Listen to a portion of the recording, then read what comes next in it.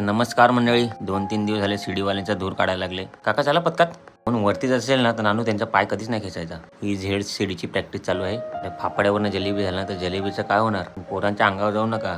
सस्ता तरी नाम पण आपल्या ग्रुपमध्ये आहे. भावाची केस भारी आहेत. नानू बोलतो मला फक्त तुझ्यावर भरोसा आहे, पण माझ्यावर कोण भरोसा नाही ठेवत. एवढा जाड्या होण्याचा काय फायदा? खाज होताना हात मागे न जात. काय पांड्या भाऊ आहे. सीडीमध्ये चेंजेस, शॉर्टकटनी चढाई. आपल्या सीडीचं एकदम टेन्शन फ्री. काय बोलतो भावा? पत्काला नजर नको लागू म्हणून काळा टिक्का पण आपल्यासोबत होता.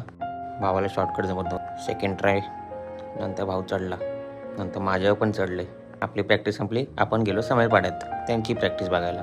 सुंदर असे मानवी मन मन मन मन आणि धोकादायक बिल्डिंग. याला टच करू नका रे कोणी. नारंगीने एवढं टच केलं म्हणून लपतोय बघा. इकडे पत्काकडे पण बघायला लागते आणि धोकादायक बिल्डिंगकडे पण. रुपेश दादा चर्चा करताना, भाऊ प्रॅक्टिस संपली होतं तू लेट आला. विचार केला चांगली चप्पल घेतो. तेवढा भावाने चप्पल घेऊन गेला. एक काम कर, आपल्या पत्कात ये चल.